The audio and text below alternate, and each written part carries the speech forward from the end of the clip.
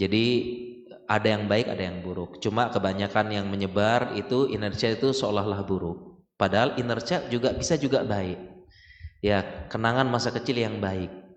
Ya, pendidikan yang baik, perhatian dan sebagainya.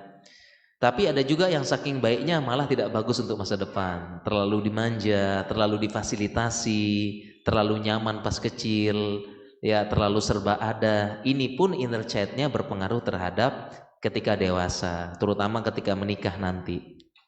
Ya, ini apa? Inner child.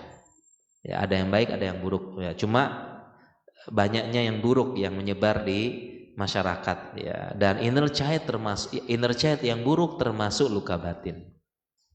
Masuk luka batin. Kemudian apa itu overthinking? Overthinking adalah definisinya over, berlebihan thinking, berpikir. Artinya kecemasan terhadap masa depan yang tidak selalu pesimis. Takut gagal, takut disalahkan, takut tidak berhasil, dan hanya berputar seputar pemikiran saja, tidak ada usaha.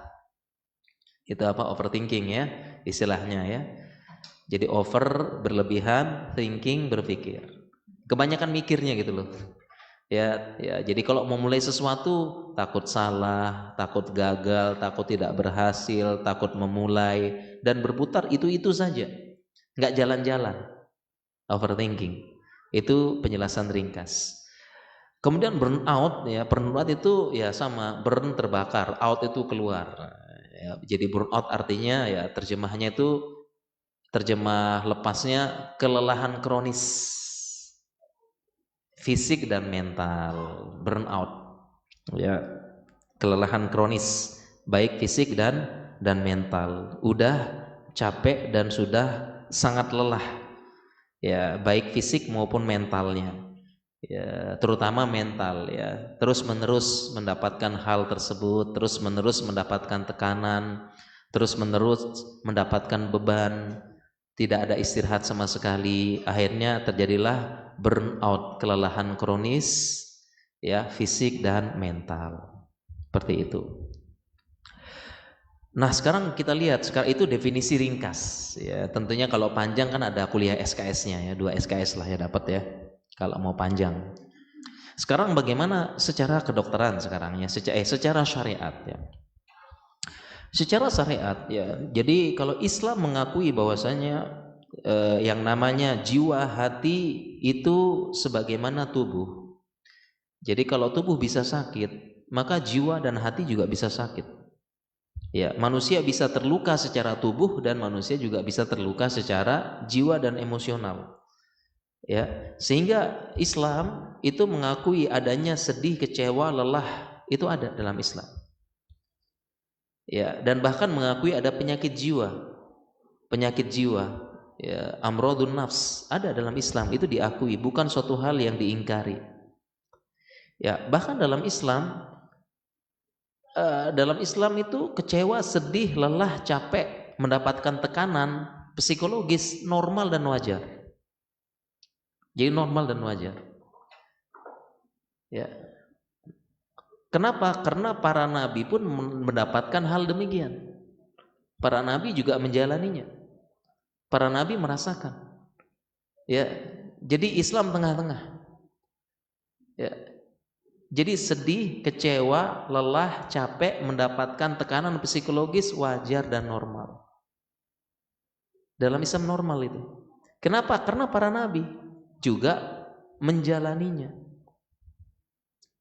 Nabi Musa cemas, Nabi Yakub sedih, ya. Nabi Muhammad SAW menangis ketika putranya wafat. Kemudian juga Nabi Muhammad SAW mendapatkan tekanan psikologis. Ya, dalam surat Al-Kahfi nanti kita bacakan dalil-dalilnya. Fala'allaka bakhi'un nafs. Ya, engkau mendapatkan tekanan. Ya, seperti itu. Jadi wajar. If you understand English but can't speak, this is for you. You know the words. You understand movies, YouTube, podcasts. But when it's time to talk, you freeze.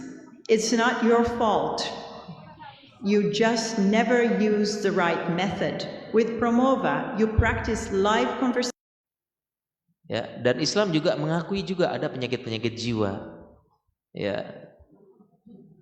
Seperti Islam membahas hukum orang gila, hukum orang yang maktuh. Ya, ada yang majnun, junun, gila, ada hukumnya dibahas. Ada juga maktuh. Maktuh itu idiot. Ya, jadi enggak gila total. Jadi sampai Islam membahas hukumnya berarti mengakui. Ya, hukum orang sholat, hukum orang idiot dibahas dalam Islam. Jadi Islam mengakui. Sehingga Islam tengah-tengah. Ya. Jadi jangan sampai kita mengingkari. Ya, kuat, sok-sok kuat ya. Padahal wajar.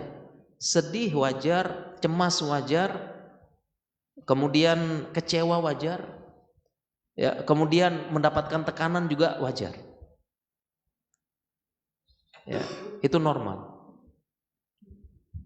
ya. Ya.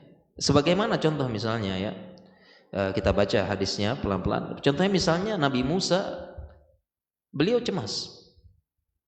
Nabi Musa ketika membunuh suku Fir'aun, suku Kipti, itu kan mau dibunuh sama Fir'aun.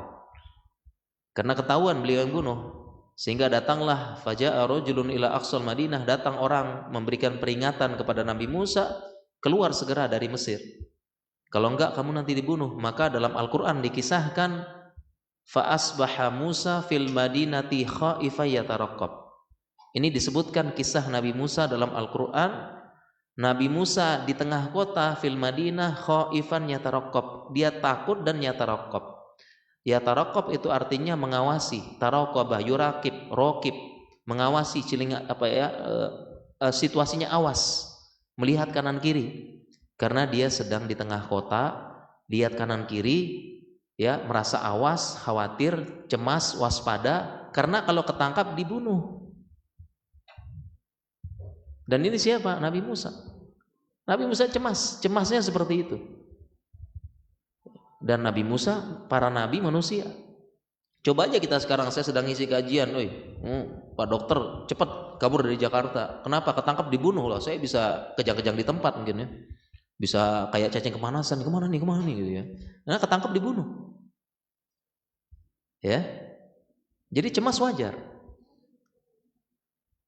Ya, cemas seperti itu wajar. Yang tidak, nanti ada yang tidak wajar, seperti ya cemas berlebihan. Nanti ada tingkatannya juga ya, ada general anxiety disorder, di atasnya lagi ada panic attack dan sebagainya.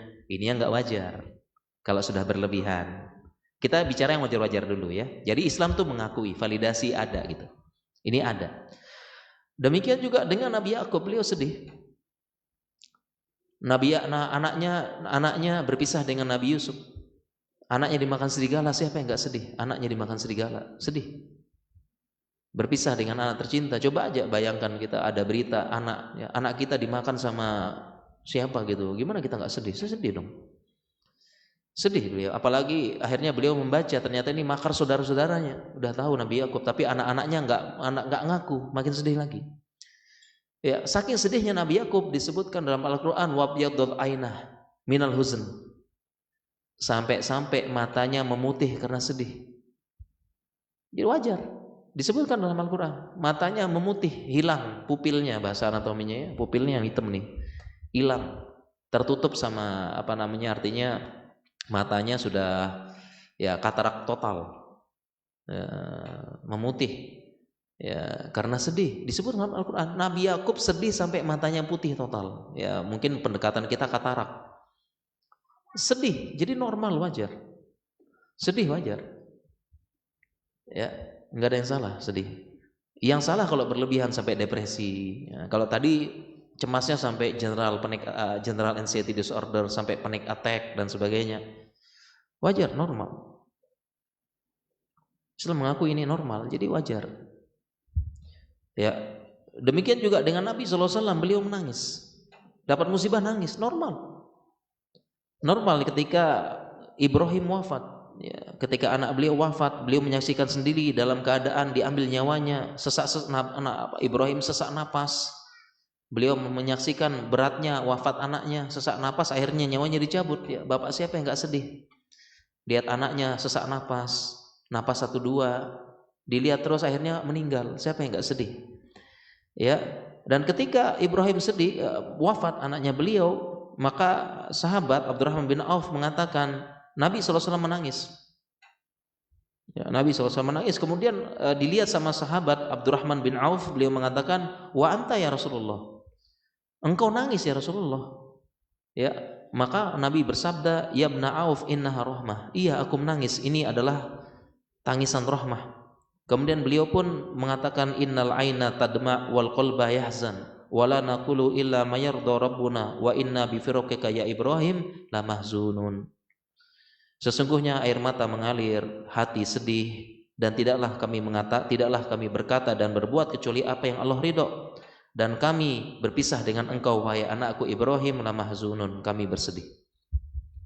Lihat Nabi SAW sedih. Dan ketika ditanya, kamu sedih, kamu menangis ya Rasulullah? Beliau mengatakan, iya saya nangis, saya lagi sedih nih. Ya, artinya apa? Beliau tidak menolak, beliau tidak menolak dikatakan sedih. Beliau tidak sok-sok kuat, enggak apa-apa kok gitu ya. Beliau enggak sok-sok kuat gitu ya. Tapi beliau bilang lagi sedih ya, beliau bilang sedih. Beliau tidak tidak sok-sok kuat. Ya, tidak tidak mengingkari. Ya, beliau sedih bilang ya udah bilang sedih gitu. Kenapa harus ditutup-tutupi? Ya, seperti itu. Ya. Ditanya, apakah engkau menangis ya? Sampai sahabat nanya, nangis gitu ya. Kok nangis? Anta ya Rasulullah? Iya, sedih. Gimana lagi? Seperti itu. Ya. Jadi beliau tidak mengatakan aku baik-baik saja gitu ya. Aku kuat, santai. Ini yang disebut dengan emotional suppression ya. Seseorang yang mensupres emosinya, menahan, menyembunyikan emosi yang dirasakan. Ya, jadi ada orang yang kamu kenapa? Enggak kok, baik-baik saja. Enggak apa-apa, aku kuat, santai aja. Padahal dia hancur. Enggak boleh juga gini. Kalau sedih bilang sedih, kalau cemas bilang cemas. Ya, kadang-kadang orang Indonesia banyak ya namanya emotional suppression. Menahan, menyembunyikan emosi yang sedang dirasakan. Ya, atau mungkin karena dia termasuk people pleaser, ingin menyenangkan orang sekitarnya. Ya, ditanya kamu enggak apa-apa? Enggak apa-apa kok, enggak apa-apa gitu. Padahal lagi ada apa-apa gitu ya. Ya aku kuat kok, nggak apa-apa, padahal hancur. Harusnya bilang aja, lagi sedih, lagi nggak kuat, lagi terguncang, bilang aja lagi terguncang, nggak apa-apa. Karena Nabi mencontohkan demikian. Engkau nangis ya Rasulullah? Iya saya nangis. Wal qalbu yahzan, hati lagi sedih, gitu. Ya, seperti itu. Ya, jadi Nabi pun demikian. Bahkan Nabi SAW pun sampai disebutkan dalam Al-Quran, ya. Beliau mengalami tekanan psikologis yang kuat. Ya, dalam Al-Qur'an disebutkan dalam surat Al-Kahfi, "Fala'allaka bahi'un nafsaka 'ala atharihim illam yu'minu bihadzal hadisi asafa." Disebutkan dalam surat Al-Kahfi, "Fala'allaka bahi'un nafsaka." Bisa jadi engkau wahai Muhammad, bahi'un nafs, bisa lihat terjemahnya, itu membinasakan diri. Ya, bisa jadi engkau membinasakan dirimu. 'Ala atharihim, karena bersedih hati. Kita lihat tafsir ulama, bahi'un nafs ditafsirkan ulama muhlikun nafs, membinasakan diri, qatilun nafs, membunuh diri. Kenapa? Karena bersedih. Sampai-sampai disebutkan demikian.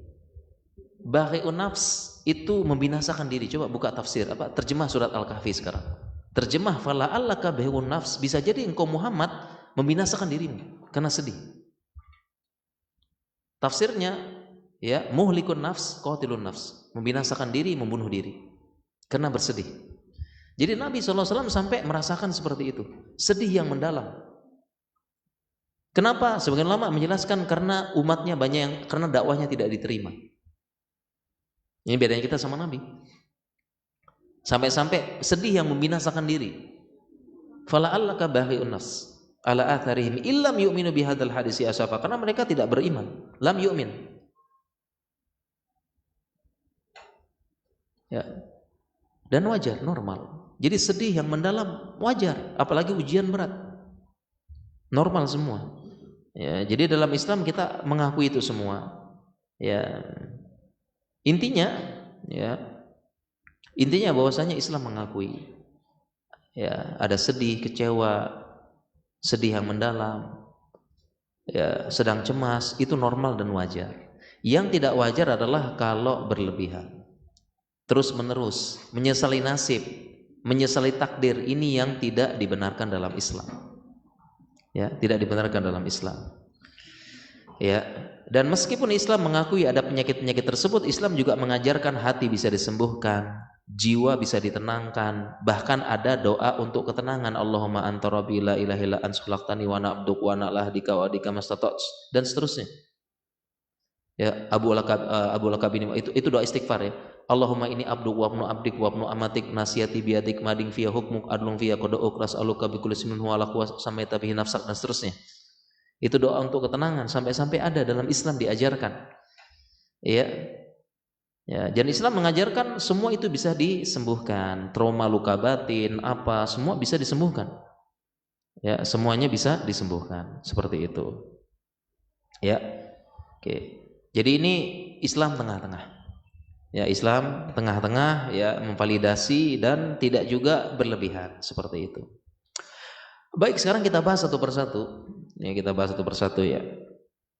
Pertama, luka batin ya. Tadi kita sudah jelaskan ya. Luka batin itu adalah kenangan masa lalu yang membekas. Ya, umumnya kenangan buruk ya, masa lalu yang membekas ya, dan kalau teringat bisa menyebabkan gangguan mental dan jiwa. Tahu nggak, penghasilan affiliate aku udah segini, padahal cuma pakai satu website Gong ini. Kenapa aku bilang website ini Gong banget? Ini yang membedakan dengan kenangan buruk biasa. Kalau kenangan buruk biasa ya teringat ya paling dilupakan, udahlah gitu ya. Kenangan buruk biasa, udahlah lewat gitu ya. Tapi kalau luka batin yang membedakan itu. Kalau teringat itu bisa mempengaruhi kehidupan kita sekarang. Seperti itu. Ini namanya luka batin. Lalu bagaimana secara syariat ya? Lalu bagaimana secara syariat? Ada nggak pendekatan seperti ini? Jawabannya ada. Ya, jawabannya ada. Sebelumnya saya perlu sampaikan juga ya, di awal saya lupa. Memang Islam mengakui ada sedih, kecewa dan sebagainya. Tetapi kita juga perlu menjaga adab ya. Karena ada pertanyaan, apakah Nabi SAW mengalami stres? Apakah Nabi depresi? Jawabannya kita jangan menggunakan kata-kata itu. Kita jaga adab. Ya, jadi jangan bilang Nabi stres, Nabi depresi, ya, gunakan kata-kata yang baik. Ya, gunakan kata dalam Al-Qur'an tadi, bahi'un nafs. Ya, mengalami tekanan psikologis yang kuat, mengalami tekanan jiwa yang kuat. Ya, gunakan kata-kata yang baik. Ya, dan karena beliau mengalami itu semua. Ya. Jadi jangan sampai bilang, ya Nabi aja stres loh gitu ya. Ya, Nabi kan manusia, jangan gitu. Itu kurang adab sama Nabi sallallahu alaihi wasallam. Ya. Nabi Yakub aja depresi berat loh sampai matanya memutih, jangan. Itu kurang adab sama Nabi. Kita bilang sedih yang mendalam. Ya, jangan begitu ya. Seperti itu. Nah, kemudian kita lanjutkan. Kemudian dalam luka batin ya. Lalu yang seperti ini apakah ada pendekatannya dalam Islam? Ada yang pendekatan, kita bilang pendekatan ya. Ya, jadi jangan bilang juga Nabi punya luka batin, jangan. Ada pendekatan seperti ini yang pernah terjadi pada Nabi Shallallahu Alaihi Wasallam. Jadi Nabi Shallallahu Alaihi Wasallam punya kisah dengan Wahsy. Para jamaah tahu siapa Wahsy? Wahsy siapa?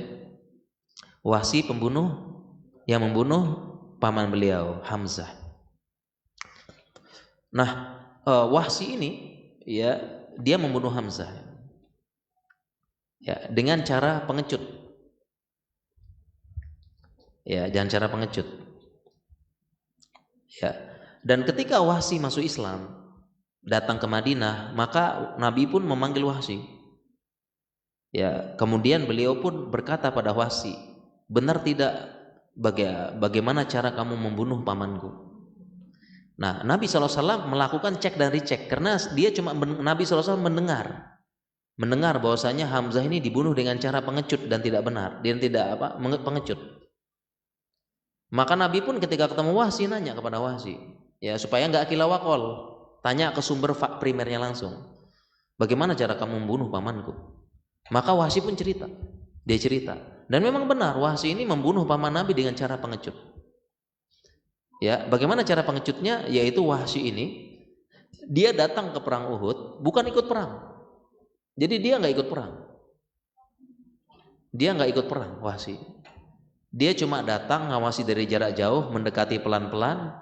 Ya, kalau sudah sampai radar tombaknya, dilempar tombaknya, terkena perutnya Hamzah, tembus sampai belakang dan meninggal. Kemudian setelah itu lihat keadaan, celingak-celingu, aman dan sebagainya, dia deketi jenazahnya Hamzah, dia cabut tombaknya pergi. Maka ini adalah cara pengecut dalam dunia Arab saat tersebut. Aib besar ini. Datang nggak ikut perang, tapi bunuh. Ini aib. Dan Wahsy menggunakan cara pengecut seperti ini saat belum masuk Islam. Ya, ingat beliau sahabat ya, menggunakan cara pengecut. Nggak ikut perang, cuma celingak-celinguk dari jauh gitu ya, lihat lagi lalai, lagi apa, ditombak. Harusnya kalau jantan ikut perang dong, ikut perang duel 1 lawan 1 kan gitu. Ini cara pengecut, celingak-celinguk. Habis itu kabur, jadi double. Termasuk dosa besar kabur dalam peperangan, nggak boleh kabur. Ya, celingak-celinguk. Kemudian Nabi mendengar, Nabi tentunya ini secara manusia ya terguncang lah bahasanya, tidak terima. Mengapa demikian? Karena Hamzah ini pertama, Hamzah sama Nabi SAW itu usianya berdekatan. Pertama Hamzah paman Nabi, keluarga terdekat. Zaman dulu tuh keluarga itu benar-benar hubungannya kencang. Ya, dan beliau saudara sepersusuan dengan Hamzah paman beliau. Kemudian umurnya nggak terlalu jauh. Ya, ada yang mengatakan umurnya cuma 2 tahun. Hamzah lebih tua 2 tahun. Kemudian teman sepermainan sejak kecil. Tiba-tiba kemudian masuk Islam, kemudian menjadi singa Allah, melindungi Islam. Ya, banyak yang mengatakan ya Islam semakin tersebar dakwahnya setelah Hamzah dan Umar masuk Islam. Banyak yang terang-terangan masuk Islam. Sehingga Nabi SAW sangat sedih. Ya, yang dibunuh adalah paman tercintanya, dibunuh dengan cara pengecut.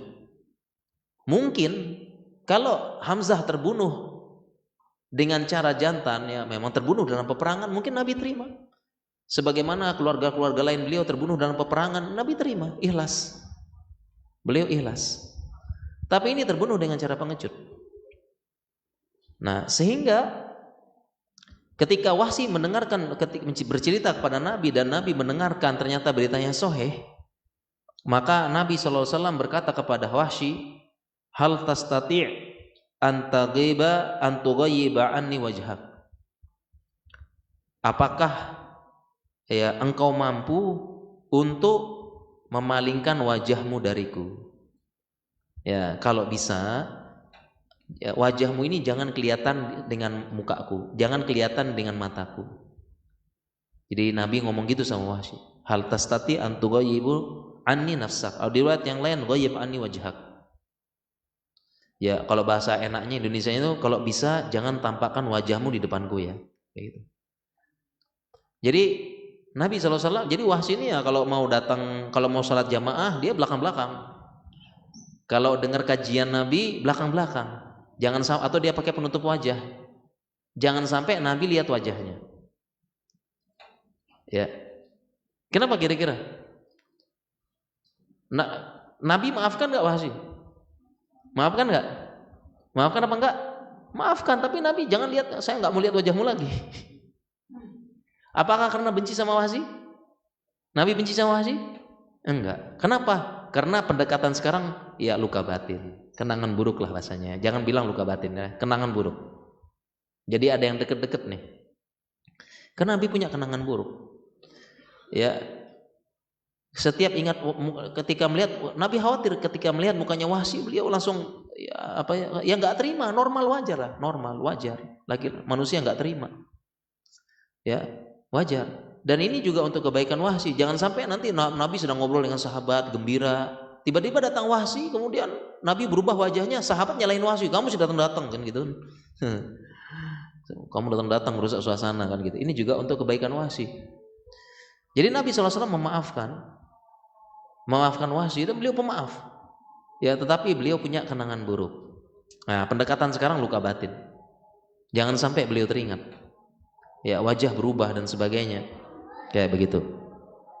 Ya. Jadi ini luka batin. Ya, seperti itu. Nah, jadi kalau kenangan buruk biasa kita lupakan, gampang kita lupakan. Tapi ini luka batin. Kalau teringat langsung ada sesuatu yang membuat tergoncang. Ini namanya luka batin. Dan biasanya luka batin ini pertama terjadi dari orang-orang yang dekat atau berhubungan dengan orang yang dekat. Kemudian yang kedua, karena terlalu berharap maka kecewa. Nah, dua poin ini yang menyebabkan luka batin. Pertama, berasal dari orang-orang yang dekat atau berhubungan dengan orang yang dekat. Yang kedua, terlalu berharap, akhirnya kecewa. Inilah sebab dari luka batin. Ya, makanya luka batin biasanya terjadi dari orang-orang dekat. Ya, luka batin ayah sama anak, anak pada ayah, suami pada istri, istri pada suami. Ya, orang-orang dekat, sahabat dekat dan sebagainya. Ya, guru sama murid. Ya, dan itu semua kalau pelakunya mereka justru gampang jadi terjadi luka batin. Ya, kemudian terlalu berharap. Ya, terlalu berharap. Ya, kecewa berat. Ya, terlalu berharap. Ya, dia berharap tiba-tiba dikecewakan, terjadi luka batin. Dan luka batin kalau kita bahas ada banyak jenisnya. Luka batin masa kecil ya, inner child, ya, luka pengabaian, luka penolakan, luka ketidakadilan, itu banyak jenisnya. Yang intinya sama, terjadi dengan dari orang yang dekat. Yang kedua, karena berharap sebelumnya lalu kecewa. Seperti itu. Dan dalam Islam pun dibahas, dijelaskan dalam Islam bahwasanya cara solusinya adalah ya kita jangan terlalu berharap. Jangan terlalu berharap. Ya, jangan ya. Kalau berharap tabii wajar ya, karena kan cinta, benci, kecewa tabii wajar. Berharap juga roja yang tabii juga wajar. Kita berharap. Misalnya kita punya anak, kita berharap jadi pinter, jadi dewasa, jadi apa? Kita berharap boleh. Tabii. Kita punya suami berharap jadi pelindung, jadi pengayom, jadi imam, boleh. Kita punya istri, kita berharap ya dia jadi istri yang patuh, mendukung, setia, mendampingi. Boleh kita berharap. Ya. Tetapi kalau terlalu berharap ya, sampai-sampai lupa dengan Allah, inilah sebab luka batin. Kemudian mengecewakan jadi luka batin. Makanya dalam Islam ada solusi. Solusinya adalah pertama kita berharap kepada Allah yang paling pertama. Semuanya kepada Allah dulu berharap. Ya. Karena apapun yang kita lakukan karena Allah gitu. Ya, ini teori gampang, praktek sulit. Ya, karena kita pasti ada maunya, ya. Ada maunya. Salah sendiri berarti kan ya. Kita ini ada maunya. Kalau kita benar-benar berharap kita lakukan karena Allah saja, ya misalnya kita membantu tetangga, kenapa? Allah yang suruh. Ya mau dia balas, mau nggak balas terserah, kan gitu ya. Terserah. Yang penting saya Allah yang nyuruh gitu. Nah, ini kan praktek gampang ya. Teori gampang, praktek susah. Karena kita banyak maunya. Kenapa kita bantu tetangga? Suatu saat susah tetangga bantu kita gitu. Ketika nggak bantu kecewa berat, kurang ajar nih tetangga nih, dibantu nggak tahu diri. Akhirnya luka batin sendiri kan. Begitu. Ya. Jadi memang konsep dalam Islam adalah ya kita berharap kepada Allah saja. Semuanya itu pokoknya kenapa? Ya Allah yang suruh lah. Yang suruh laksanakan aja udah. Ya. Seperti itu. Ya, ini memang saya aja pun sulit gitu ya. Karena kita ini banyak maunya gitu. Ya, kemudian supaya tidak luka batin tadi jangan terlalu kecewa. Makanya ada ucapan yang dinisbatkan kepada Ali bin Abi Thalib. Beliau mengatakan laqad azaqtu kulla mararah fil hayah wa asadduha mararatan an arjual bashar. Aku telah merasakan semua kepahitan dalam hidup dan yang paling pahit adalah berharap kepada manusia. Nah, ini ucapan dari Ali bin Abi Thalib seperti itu. Ya. APC hitam manis, APC hitam manis, jiwae wes manis. Jadi ini dalam syariat ya. Jadi supaya tidak luka batinnya itu ya, jangan terlalu berharap. Ya, ingat ada di sana ada andil Allah, bahkan Allah yang menentukan semuanya seperti itu. Kemudian yang paling penting juga terkait luka batin sama inner child. Ini yang paling penting. Ya, Islam kita mengakui, tadi kan Nabi saja tuh punya kenangan buruk ya, atau pendekatannya luka batin. Jadi kita mengakui ada namanya luka batin. Ada kenangan buruk, semua kita punya luka batin, punya kenangan buruk, semua kita ada, saya pun ada. Kalau diingat-ingat sakit. Ya, semua kita dapat ya. Semua ada. Bahkan Nabi pun begitu. Sampai-sampai kalau bisa jangan tampakkan wajahmu. Kamu saya maafkan, tapi tolong jangan tampakkan wajahmu. Ya, gitu ya. Boleh. Ya. Jadi kita ngakui. Saya pun juga ada kenangan buruk. Kalau diingat saya bisa guncang nih. Jangan diingat-ingat makanya. Gitu ya. Kita Islam mengakui, tetapi trauma luka batin itu bukan alasan atau hujah terus-menerus tenggelam dalam keputusasaan dan dalam keterpurukan. Jangan terus-menerus. Memang Islam mengakui ada, tapi bukan untuk jadi hujah. Ya, bukan jadi hujah. Ya, bukan jadi hujah. Kenapa? Karena hadis-hadis banyak yang mengatakan, hadis-hadis sudah mengatakan itu takdir yang udah lewat. Rufi'atil qalam wa jaffatis suf. Kan gitu. Pena telah diangkat, lembaran udah kering. Ya. Bahkan dalam hadis-hadis disebutkan qul qadarullah. Ya, katakanlah qadarullah. Sudah takdir Allah. Ya. Apa yang terjadi biarkanlah terjadi. Baqaukana ala makana, itu kaidahnya. Ya, apa yang terjadi biarkanlah terjadi, itu kan kaidahnya. Sudah terjadi ya udah terjadi. Ya, takdir telah menyentuh bumi. Ya, jadi memang seperti itu. Jadi apa? Sehingga Islam tengah-tengah. Ada kenangan buruk, memang iya. Jangan lupakan total. Kenapa? Untuk jadi pelajaran. Supaya tidak terulang lagi. Tapi kalau untuk dikenang-kenang terus-menerus, dijadikan hujah sebagai sekarang, jangan. Jangan sampai jadi hujah. Inner child saya, dulu saya tuh kamu harus pahami saya dong. Saya memang keras. Saya memang kasar. Kenapa? Saya kecilnya dikasarin. Orang tua saya kasar. Beginilah saya. Makanya kamu harus paham. Ini nggak benar kayak begini. Menjadikan hujah inner child. Ya, bilang sama pasangannya, kamu terima. Saya memang inner child saya dulu begitu. Dulu kecil saya keras, dikasarin dan sebagainya. Ya, jadilah begini saya. Ini nggak benar kalau begitu. Ya, sehingga Islam memandang tengah-tengah, mengakui ada trauma. Memang ada trauma. Ada kenangan buruk ada. Bukan untuk dilupakan total, bahkan diingat untuk jadi pelajaran. Jangan terulang lagi. Ya, kemudian bukan juga jadi alasan hujah untuk terus tenggelam dalam keputusasaan. Enggak boleh jadi hujah. Ya. Karena dalil-dalil tentang takdir dan sebagainya sudah tadi kita sampaikan. Ya, jadi jangan sampai alasan inner child begini untuk membenarkan ya perbuatan buruk kita.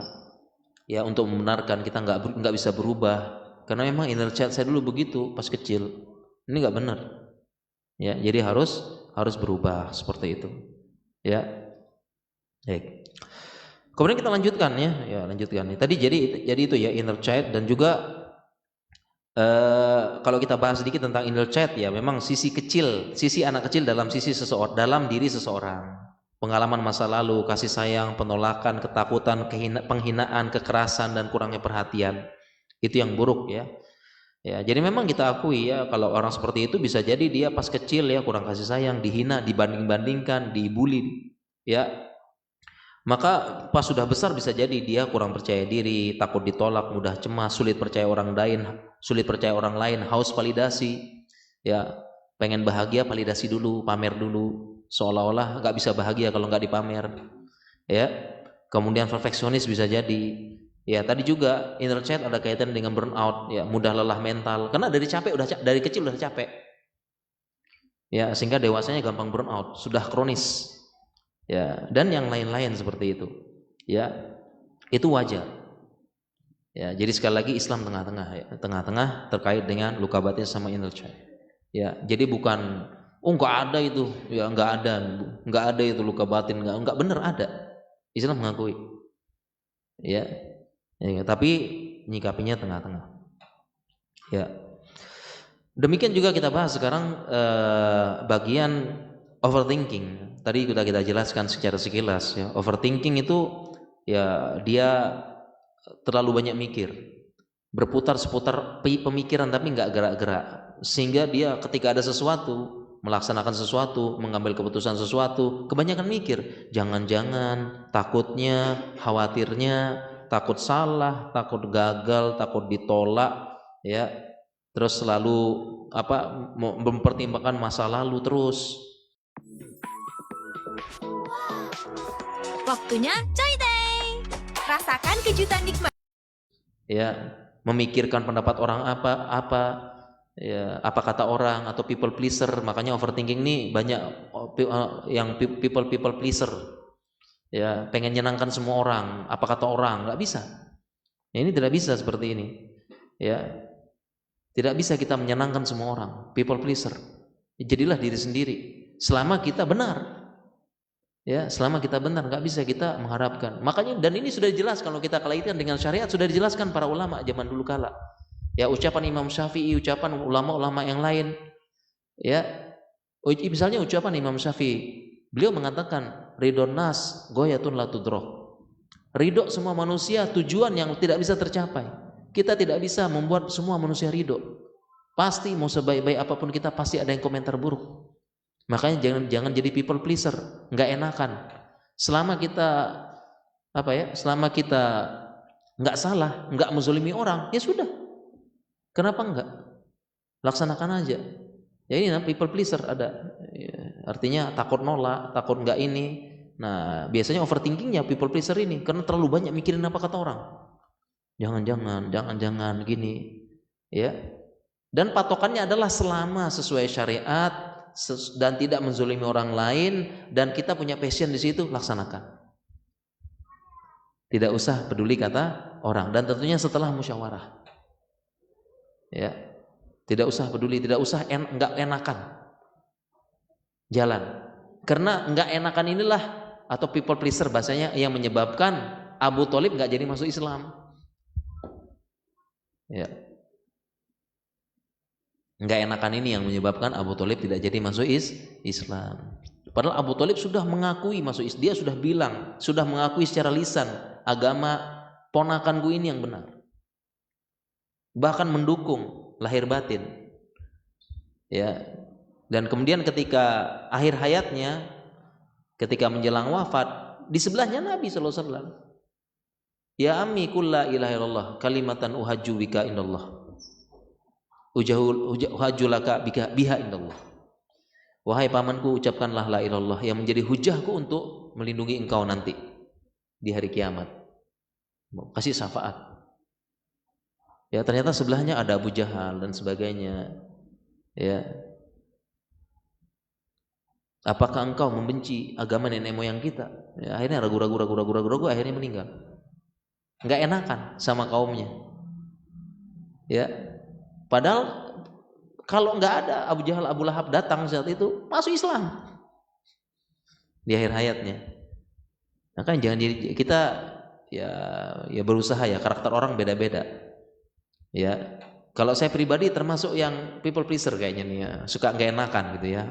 Ya mungkin kepengaruh karakter orang Jawa ya, orang Jogja ya. Orang Jogja itu kan main perasaan dia ya, nggak enakan, nggak apa gitu ya itu.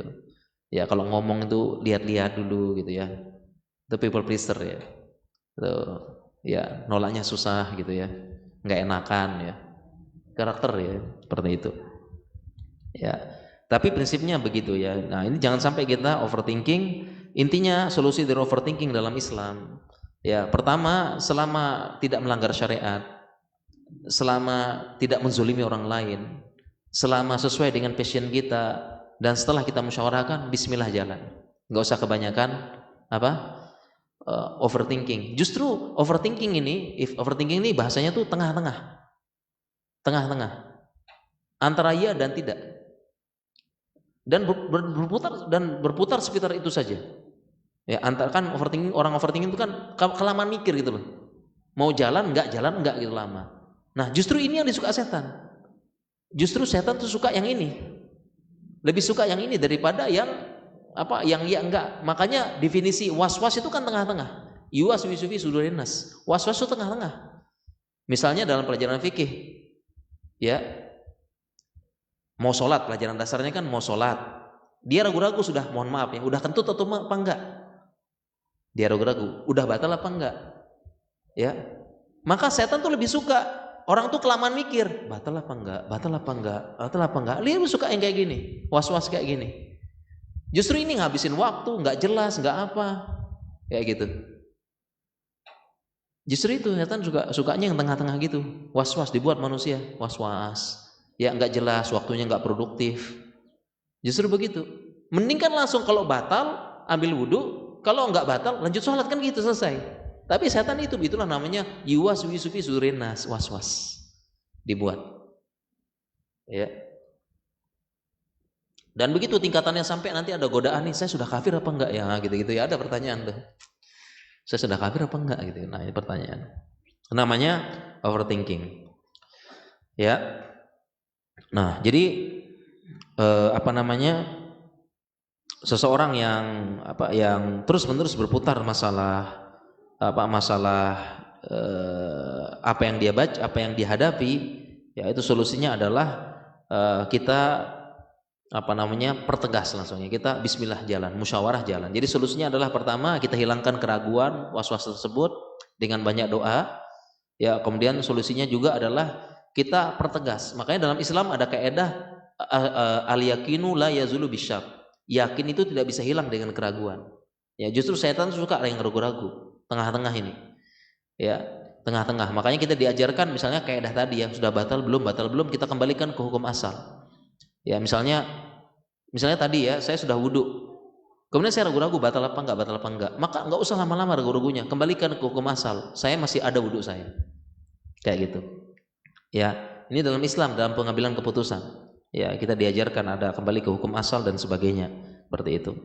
Ya, jadi jangan kelamaan mikir-mikir ya, justru itu yang disuka oleh setan. Ya, was-was, ya pertengahan tapi nggak jelas, ya gitu ya. Kemudian yang terakhir kita bahas ya tentang burnout. Ya, burnout secara bahasa ya artinya burnout ya terbakar, out keluar, artinya istilahnya untuk yang kelelahan kronis, capek lahir batin sejak waktu lama. Ya, sudah lama mendapatkan berita buruk, sudah lama mendapatkan beban, sudah nggak kuat lagi menanggung penderitaan, ya sudah habis, ya jadi kelelahan fisik dan mental akibat tekanan berkepanjangan, ya dan akhirnya ya dia rentan terhadap apapun. Ya, kalau orang burnout rentan terhadap apapun. Ucapan ringan dia rentan, bisa ngedrop. Cuma sindiran halus ngedrop. Ya, cuma kejadian kecil langsung ngedrop. Itu burnout, udah capek soalnya. Cuma ucapan kecil, sindiran kecil, kata-kata kecil, kejadian kecil burnout, langsung dia ngedrop, langsung dia sedih, langsung dia ngurung diri karena udah burnout, udah capek banget. Ya. Maka dalam Islam kita diajarkan.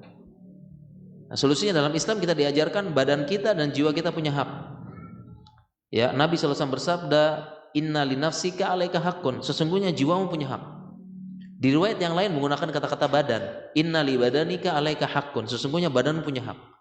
Nah, sehingga ya kita yang burnout ini perlu memperhatikan hak badannya. Jadi kalau lagi burnout, capek, lelah, ya udah saatnya kita istirahat. Perhatikan hak badan. Apa hak badan? Pertama, hak badan ya. Kalau hak badan pertama mendapatkan jatah istirahat. Tidur berkualitas ya 6 sampai 8 jam, kalau bisa 8 jam. Ada yang bilang 9 jam, itu hak badan. Tidur berkualitas 9 jam. Ya, dengan tidur itu bisa mengurangi, tidur 8 jam, 9 jam bisa mengurangi gangguan mental, burnout. Kemudian hak badan apa? Dapat gizi yang baik. Makan yang baik. Ya, makan sesuai dengan panduan gizi. Ya, protein yang cukup, serat yang cukup. Ya. Kemudian makanan yang tinggi gizi, rendah kalori. Ya, makan. Ya, dan boleh juga self reward ya, sekali-sekali makan seblak ya, makan es krim, makan apa, sesekali self reward. Boleh sekali-sekali karena itu hak badan. Ya, hak badannya, es krim, boba, matcha, ya, boleh lah ya. Itu ya. Itu self reward sesekali boleh. Ya, karena itu hak badan. Itu hak badan. Inna li badanika 'alaika haqqun itu boleh. Ya, seperti itu. Kemudian demikian juga kalau menggunakan redaksi inna li nafsika, jiwamu punya hak, ya boleh kita sekali-sekali kita rekreasi hati ke majelis ilmu, rekreasi hati yang mubah-mubah, kita staycation, kemudian kita liburan ke kemana dan sebagainya, itu hak badan. Ya, jadi biarkanlah solusi burnout adalah kasih haknya. Kasih haknya. Dan menjauh dari sumber tekanan. Misalnya burnoutnya di kantor, ya sudah cuti sebentar, istirahat, jalan-jalan, melakukan hobi apa, itu adalah solusi Islam. Ya, solusi badan pengen dipijet, pengen di apa, Kadang-kadang mungkin capek, tegang dan sebagainya. Kadang-kadang dipijit tuh bikin enak ya. Ya, bikin ini. Ya, karena kalau badan udah capek, sensitif, mengembang marah, tersinggung dan sebagainya. Jadi kita tunaikan hak badan, tunaikan. Apalagi lagi burnout. Ya, jalan-jalanlah dipijit ya biar otot-otot nggak tegang. Ya, dipijit, istirahat, makan yang cukup, tidur, me time yang mubah, itu hak badan. Murah di aplikasi GoPay selalu ada harga murah. Download dah. Hak badan itu, bukan leha-leha, apalagi habis burnout. Demikian juga jiwa.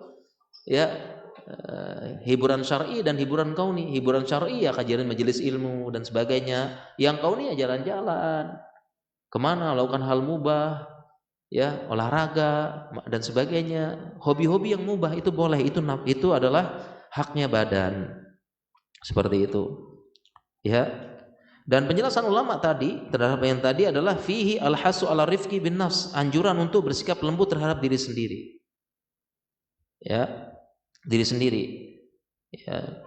Ya, jadi kadang-kadang manusia itu ada dua. Manusia itu pertama yang terlalu memanjakan diri, dikit-dikit self reward gitu ya. Ada.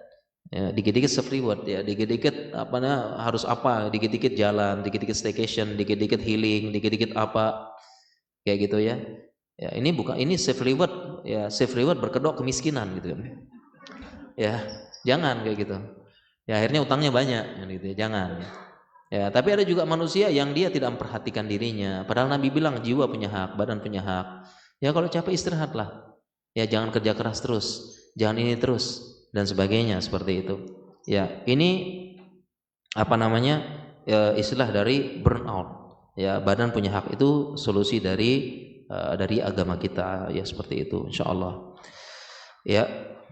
Dan kemudian kalau secara umum terkait dengan ini penutup ya sebelum tanya jawab. Kemudian secara umum terkait dengan tadi yang kita bahas dari luka batin, inner child, overthinking, burnout. Ya, itu semua adalah memang bagian dari gangguan mental atau penyakit jiwa. Ya, dan salah satu solusinya adalah support system yang bagus. Ya, jadi salah satu terapi dari gangguan mental dan jiwa adalah support system yang benar-benar mendukung. Nah, kebanyakan di Indonesia ini support systemnya nggak mendukung untuk sembuh.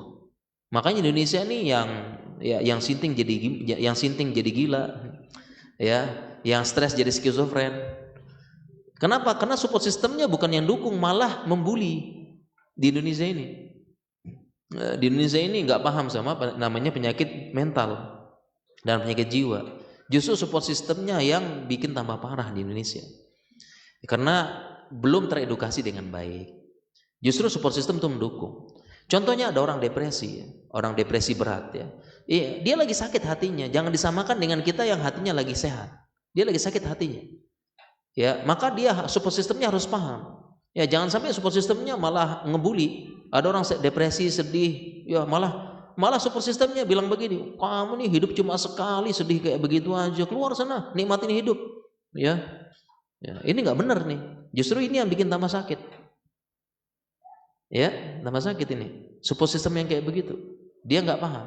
Dia memperlakukan hati yang sakit sebagaimana hati yang sehat, nggak beda. Ini kan ibaratnya gini, ada orang lagi dirawat di rumah sakit, tiduran terus. Kamu nih tiduran terus, jalan sana olahraga kan gitu. Masuk nggak kira-kira? Nggak masuk. Ya, karena sakit gitu kan, lagi sakit. Jadi jangan disamakan. Ya, itulah di Indonesia ini. Di Indonesia ini banyak yang stres makin stres. Yang tadi ya, yang dia awalnya cuma miring jadi gila. Ya, ada yang sakit jiwa, skizofren jadinya. Yang skizofren jadi skizofren paranoid, ya, tambah parah. Kenapa? Karena di Indonesia ini support system itu bukan mendukung, malah ngebully. Yang ngebully, enggak dukung. Ya, harusnya support system lah yang paling memahami orang-orang terdekatnya dia, seperti itu. Ya. Baik, mungkin demikian materi yang bisa kita sampaikan di siang hari ini tentang luka batin, inner child, overthinking, definisi secara ringkas dan pendekatan dalam Islam bagaimana dan solusinya, seperti itu. Kita cukupkan siang ini ya, mungkin efektifnya sebenarnya tanya jawab ya, udah ngantuk semua ini. Mudah-mudahan, saya juga ngantuk sebenarnya. Yang ngomong aja ngantuk, apalagi yang denger ya. Gitu ya. Baik, mungkin silakan ya kalau ada pertanyaan, mudah-mudahan saya bisa jawab insyaallah.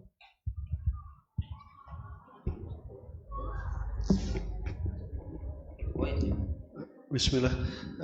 Semoga ilmu dari Ustadz bisa membawa barokah buat Ustadz dan keluarga. Terima kasih. Ustadz, saya mau bertanya. Tadi kan Nabi meminta jarak ya sebenarnya dari sahabat yang tadi itu. Nah, sementara kan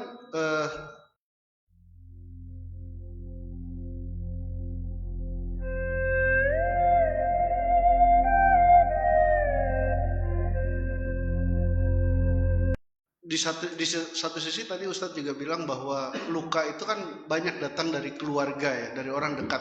Nah, sementara kita tahu, yang saya tahu ada juga hadis yang melarang kita memutus silaturahmi. Nah, ini berat di mana Ustadz antara diri sendiri sama hadis tersebut sama hak minta jarak tadi? Gitu aja Ustadz. Iya, bagus ya. Pertanyaannya cukup kritis, bagus.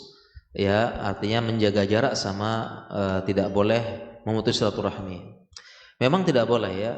Nabi SAW bersabda, la yadkhulul jannah, tidak masuk surga siapa? Qati'ur rahim, pemutus silaturahmi. Nah, hanya saja kita perlu jelaskan definisi dari pemutus silaturahmi adalah hilang kontak sama sekali. Enggak mau kontak sama sekali. Itu namanya pemutus silaturahmi. Ya, wala kalam wala salam, bahasa orang kan. Enggak ada ucapan, enggak ada salam. Jadi definisi qati'ur rahim, pemutus silaturahmi, benar-benar enggak ada kontak. Dia sudah dihubungi tapi enggak mau balas. Nah, ini namanya pemutus silaturahmi namanya. Ya. Nah, sehingga Nabi SAW dengan Wahsy itu tidak memutuskan. Ya. Dia Wahsy masih bisa sholat di masjid Nabi, Wahsy masih bisa datang kajian Nabi, cuma ya kalau bisa kamu pakai penutup kepala, pakai topeng atau agak jauh-jauh gitu loh. Dan ini juga untuk kebaikan Wahsy. Jadi Nabi tidak memutus sama sekali.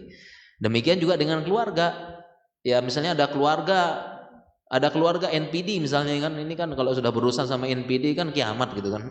Susah emang. Ya. Nah, lebih baik dijauhi ya. Kita bisa jauhi tapi kan masih bisa salam lewat HP ya. Nanti pas Idul Adha kirim salam. Itu bukan termasuk pemutus silaturahmi. Ya, jadi itu definisi silaturahmi ya. Orang sudah hubungin kita nggak jawab-jawab. Berarti itu dia memutuskan. Seperti itu. Ya, jadi demikian insyaallah tidak bertentangan. Mungkin demikian insyaallah.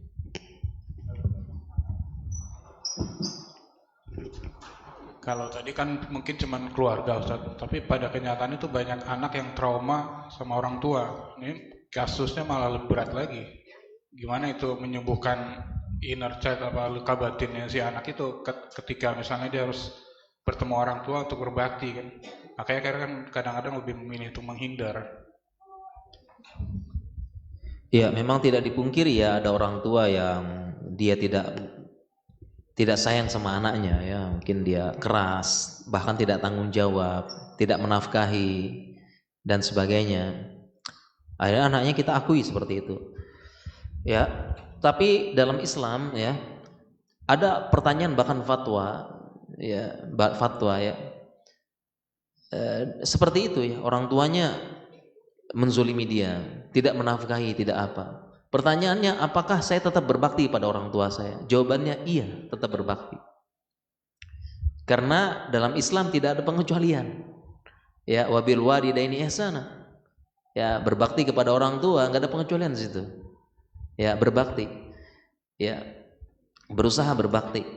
Ya, bahkan dalam Al-Qur'an disebutkan wa in jahadaka la antusyrika bi wala antusyrika bima lam ya, disebutkan ya wa in jahada la antusyrika bi, kalau mereka kedua orang tua itu kafir kemudian memaksamu untuk menyekutukan aku, fala tuti'huma, jangan patuhi kedua orang tuamu, tetapi wasahibhuma fid dunya ma'rufa, tetapi pergaulilah orang tuamu di dunia dengan ma'ruf, dengan cara yang baik.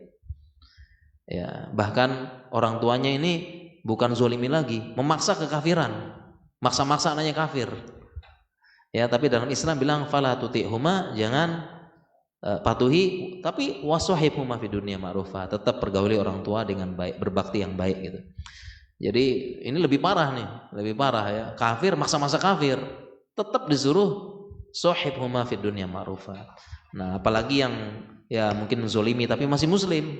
Ya, setidaknya orang tua kita masih muslim. Ya, jadi kita ya berbakti cukup semampunya ya, karena tidak ada pengecualian. Ya, dan kalau menghindar semampunya nggak apa-apa juga, berbakti semampunya, menghindar semampunya ya, daripada nanti ada apa-apa gitu ya. Tergantung kadarnya seperti itu. Dan bagi orang tua kalau memang sudah terjadi ya minta maaf sama anak kan gitu ya. Mudah-mudahan bisa menghilangkan jejak tersebut ya. Ya, mungkin demikian insyaallah.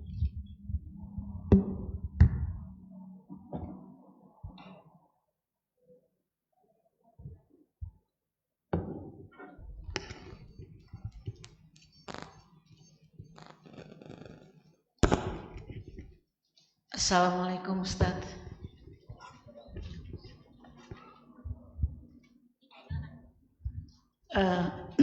Saya mau bertanya tentang support system Ustaz. Tadi Ustaz bilang kita harus memahami bahwa orang itu berbeda. Kita lagi nggak terluka sementara dia terluka. Nah, support system apa yang kita harus lakukan? Karena biasanya kan kita bilang udah kamu yang kuat ya dan segala macam. Dan dia kan membalas, oh kamu nggak ngerasain sih. Nah, sekarang saya mau tanya sama Ustadz, support system seperti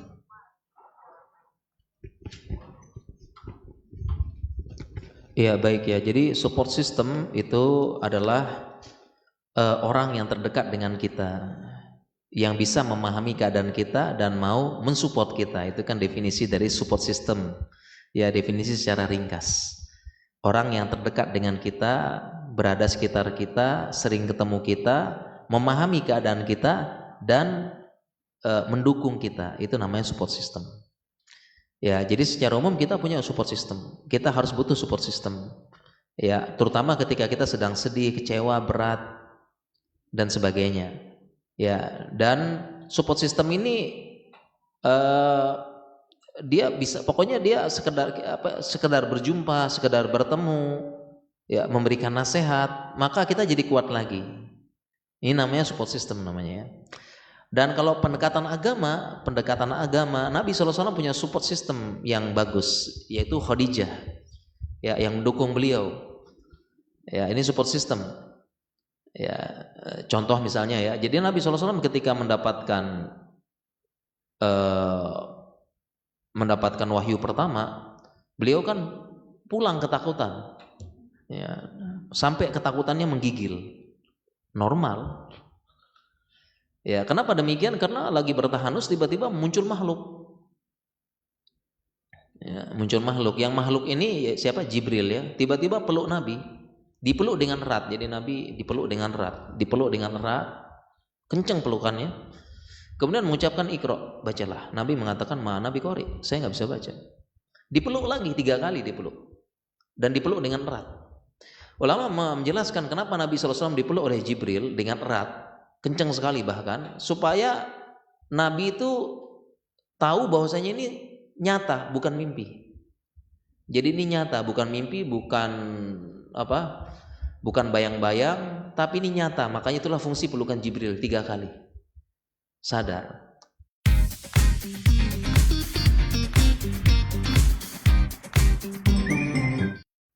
Ya, tentu Nabi sebagai manusia normal ketakutan, menggigil. Ketakutan saya menggigil. Beliau laki apa? Manusia. Coba aja kita bayangkan sekarang ya, lagi diam-diam tiba-tiba muncul orang, gimana? Mungkin kita mungkin ada yang takut, ada yang kabur, ada yang kencing di tempat, enggak ya? Mungkin gitu. Nabi pulang menggigil. Nah, ternyata Khadijah support system yang bagus, memahami perasaan Nabi. Ya, takut, pulang-pulang takut. Menggigil. Nabi bilang zamiluni. Selimuti aku. Ya, ini khositu ala nafsi. Aku takut sama diriku. Para ulama menjelaskan maksudnya Nabi itu beliau takut gila. Beliau takut mati. Normal. Tiba-tiba kok lihat bayangan. Ini ada apa ini? Ya, maka Khadijah support system yang bagus. Beliau paham Nabi lagi ketakutan. Ya, jadi Khadijah nggak ngapa-ngapain dulu. Pantesan nih baru pulang kemana aja mancing berapa hari, baru pulang rasain lo kan gitu kan. Nggak ada diselimutin dulu, diapain dulu gitu kan. Ya, baru dini nggak nanya-nanya. Ya, ada apa? Ya, kalau ini kan interogasi dulu kan gitu. Nanya-nanya. Kemudian Nabi bilang ini khasitu ala nafsi. Ya, Nabi sedang berada titik nadir terendah sebagai manusia. Saya takut kan. Maka Khadijah sangat paham, supposito yang paham, maka Nabi Aisyah pun Khadijah menghibur, kala wa absyir, sekali-kali tidak, kamu enggak akan mati, kamu enggak akan gila. Ya, wallahi la yuzikallahu abadan. Demi Allah, ya, orang semisal kamu tidak akan dihinakan oleh Allah. Innaka latasir rahim. Kemudian Khadijah menyebutkan kebaikan-kebaikan Nabi. Ya, engkau menyambung silaturahmi, wa tahmilul kalla, wa taqsibul ma'dum, engkau membantu orang yang susah, membantu orang miskin, wa tu'inul nawan bil haq, engkau kembalikan hak-hak orang yang terzalimi. Disebutkan kebaikan, seolah-olah itu Khadijah paham ilmu psikologi. Jadi seseorang kalau sedang dalam titik nadir terendah, ya caranya adalah kita sebutkan prestasi-prestasinya. Ya, jadi kalau ada orang sedang berada titik nadir terendah, kita sebutkan prestasi-prestasinya. Ya, seolah-olah Khadijah paham ilmu psikologi. Ya, ya. Jadi apa namanya? Itu namanya support system. Namanya apa? Support system. Ya, begitu juga dengan Nabi SAW ya, ketika tahun 10 kenabian itu disebut, sebagian ulama tarikh menyebutkan tahun kesedihan. Am hazan. Tahun kesedihan, tahun 10. Ya, di mana Khadijah meninggal, Abu Thalib meninggal, dakwah ke Taif ditolak. Di Mekah, kenapa Nabi ke Taif? Karena di Mekah udah selesai, udah sulit katanya. Ke Taif ditolak. Maka tahun 10 kenabian, tahun kesedihan katanya ulama. Nah, di saat itulah Nabi berjumpa dengan support system. Ya, menurut pendapat ulama di tahun itulah beliau di Isra Mi'raj, hiburan. Ya, maka beliau support systemnya siapa? Pertama para nabi.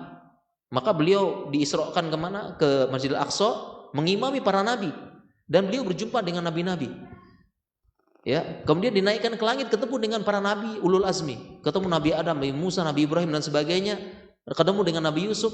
Yang sebelumnya mereka itu diceritakan kepada Nabi, ujiannya Nabi Yusuf, ujiannya Nabi Ibrahim, ujiannya Nabi Musa. Sekarang ketemu langsung dengan orangnya, itu menguatkan Nabi, support system, menguatkan Nabi langsung. Ya, tahun 10, tahun kesedihan setelah meninggal Khadijah, meninggal Abu Thalib, ya Nabi ketemu dengan support system. Yang sebelumnya cuma dengar cerita, ketemu Nabi Ibrahim, ketemu Nabi Musa, ketemu Nabi Yusuf, yang ujiannya berat-berat. Akhirnya Nabi kuat lagi, dan terakhir ketemu dengan Allah Subhanahu wa taala walaupun tidak melihat langsung. Kan begitu. Itu namanya support system. Kayak begitu. Nah, kita juga butuh seperti itu. Ya, butuh yang paham. Ya, kita cari berarti siapa gitu. Kita cari pendekatan, ya, pasangan kita atau siapa dan sebagainya. Ya. Tapi sebagaimana kita sampaikan sekarang di Indonesia ini belum edukasi tentang support system, kurang. Justru kadang-kadang support system jadi sumbernya. Bikin parah gitu kan. Ya, bikin parah. Nah, itulah makanya kita edukasi bersama. Ya, edukasi bersama ya. Jadi teman-teman psikologi juga bilang begitu. Banyak orang gila sampai rumah makin gila. Ya, karena support systemnya malah ngebully. Ya, rumah datang pamannya, oh gitu aja dipikirin. Oh. Datang bibinya, kamu laki-laki atau perempuan gitu ya. Datang lagi sama kayak gitu.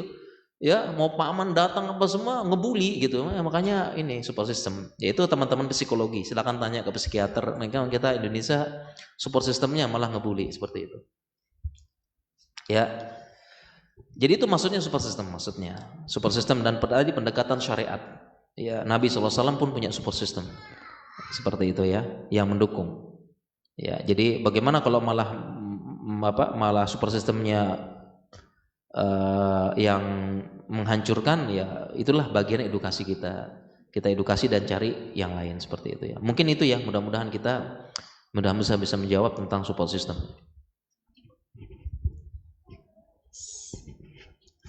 Assalamualaikum Pak Ustadz. Saya mau membantu, jadi saya hanya ingin mencoba menyampaikan. Mohon maaf Ibu, mungkin mic-nya didekatkan atau dinyalain mungkin ya. Nggak nyala Bu.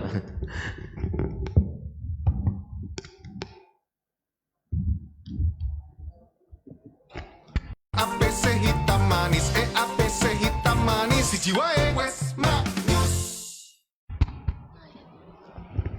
Assalamualaikum Pak Ustadz. Ya. Assalamualaikum Pak Ustadz. Ini baru support system bagus. Ya, ya Ustadz. Begini Ustadz, saya kebetulan datang bersama kakak ipar saya dan adik ipar saya. Dan kemudian saya coba memberanikan diri mewakilkan adik ipar saya yang kebetulan saat ini mungkin sedang bersedih ya Ustadz, karena ada masalah dengan keluarganya, dengan suaminya, yang pada akhirnya mungkin suaminya akan melayangkan gugatan. Nah, kemudian adik ipar saya berpikiran bagaimana dengan masa depan anak-anaknya, ya begitu. Dan ya wajar mungkin ya Ustadz kalau dia berpikiran sedih atau bagaimana. Yang saya mau tanyakan, saya sudah coba bantu ya Ustadz untuk menenangkan hati dan pikiran adik ipar saya. Mungkin yang saya mau tanyakan, doa dan zikir apa yang paling efektif untuk bisa menenangkan pikiran agar adik ipar saya tidak terlalu berlebihan begitu loh, biar dia bisa tenang. Dan kemudian mungkin dia kepikiran karena anak-anaknya masih kecil-kecil nih Ustadz, kelas 5 SD dan kelas 6 SD. Walaupun anaknya yang satu bilang, ibu kenapa nggak coba untuk bersatu lagi, tapi di satu sisi suaminya udah nggak mau lagi Ustadz. Terima kasih Ustadz. Waalaikumsalam. Ya baik ya. Memang setiap kehidupan tuh pasti ada ujiannya ya para jamaah. Setiap kita ada ujian, setiap kita ada musibah ya insyaallah. Ya, jadi kalau kita bicara tentang ujian, masing-masing ada ujiannya. Ya, hanya saja ada yang bisa menghadapi dan ada yang bisa menghadapi sendiri dan ada yang butuh orang lain. Tapi intinya sama, dua-duanya diselesaikan. Kalau di sini kalau masalah keluarga tentu diselesaikan dengan keluarga ya. Musyawarah, wasyawirhum fil amri fa idza azamta fatawakkal 'alallah. Ini perintah dalam Al-Qur'an. Musyawarahkanlah urusan kalian. Kalau kalian sudah azamta, kalau sudah berazam ya, maka fatawakkal 'alallah, bismillah.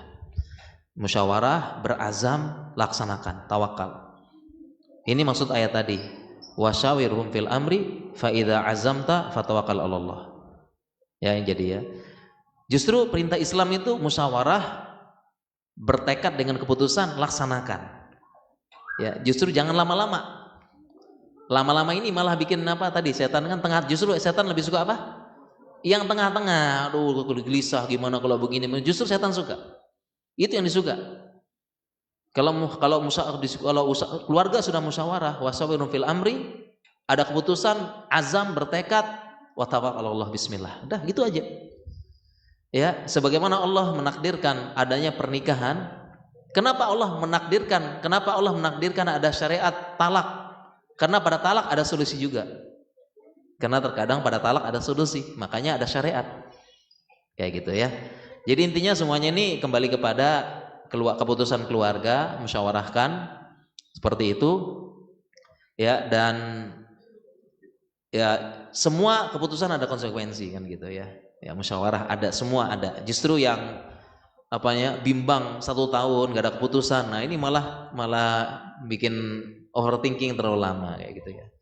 Ya, ini semoga Allah memudahkan ya, musyawarah yang baik ya, hasil keputusan bersama insyaallah akan ditanggung bersama dan untuk kebaikan bersama kan insyaallah ya. Itu yang terbaik insyaallah ya. Ya, dan libatkan juga mungkin ahli ilmu ya, ustadz ya, orang yang paham seperti itu. Jadi insyaallah seperti itu musyawarah, libatkan ahli ilmu, insyaallah tawakal 'alallah, bismillah. Ya, adapun kalau doa, banyak doanya. Pertama, doa yang paling bagus ya adalah doa la haula wala quwata illa billah ya. Tidak ada daya dan upaya melainkan Allah. Ya, doanya juga ada doa Nabi Yunus, subhanaka inni kuntu minadh dhalimin, bisa juga. Atau doa yang disebutkan oleh Nabi SAW, doa untuk ketenangan. Jadi zuhir penjelasan Nabi untuk ketenangan. Ya, doanya agak panjang sih ya.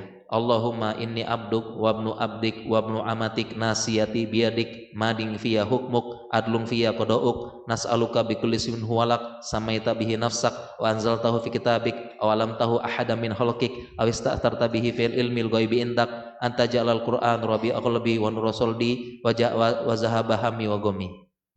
Ya lumayan panjang ya, tapi baca ya. Baca ya insyaallah. Itu doa yang diajarkan Nabi, kalau kita baca maka menghilangkan kesedihan katanya Nabi. Itu kita baca doa tersebut dan terjemahnya juga bagus. Dan banyak doa-doa yang lainnya. Intinya musyawarah, ambil keputusan, bismillah insyaallah. Mungkin demikian ya, semoga Allah mudahkan.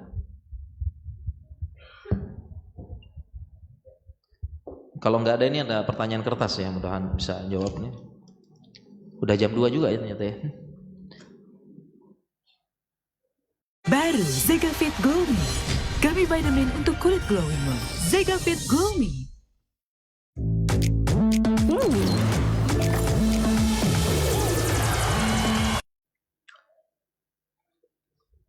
Oh, ya, terakhir siap. Terakhir jamaah ya, jangan nambah-nambah ya. Saya ada kajian lagi soalnya.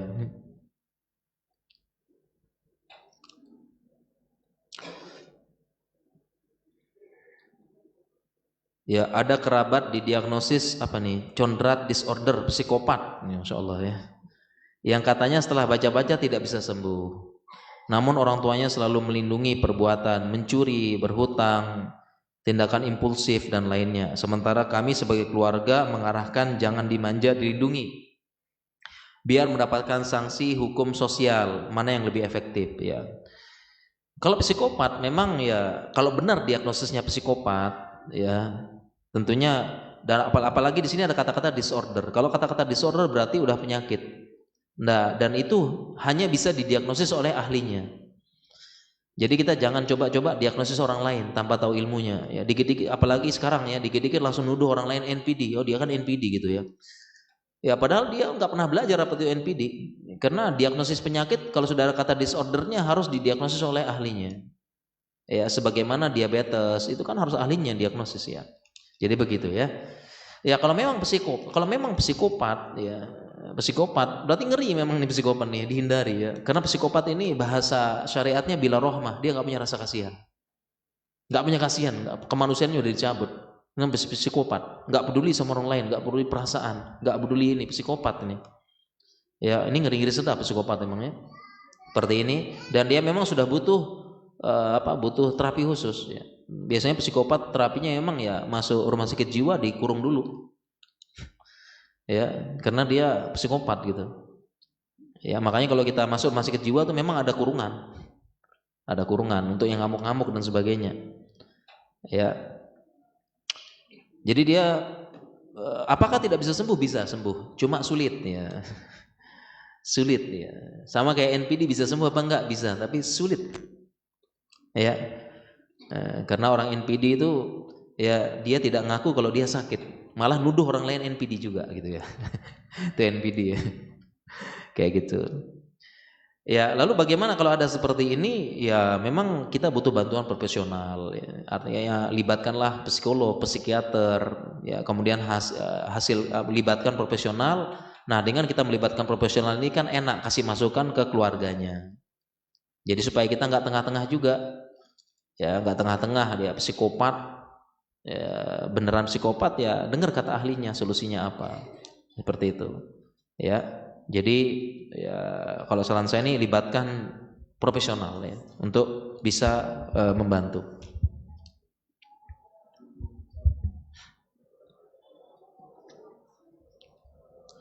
Ya, ada pertanyaan ya, saya punya luka batin dari ayah.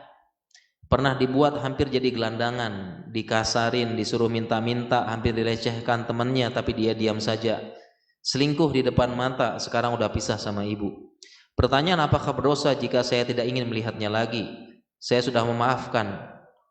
Hanya saja hati terlalu sakit untuk diingat, karena sampai sekarang belum ada berubah jahatnya. Jawabannya boleh tidak jumpa sama sekali, tapi silaturahmi tetap jalan.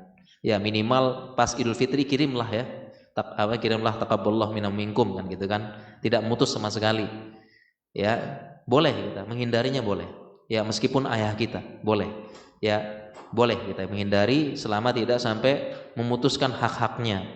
Seperti itu. Ya misalnya butuh apa, ya udah kirim duit doang gitu ya. Udah kirim duit habis itu sudah lupakan gitu.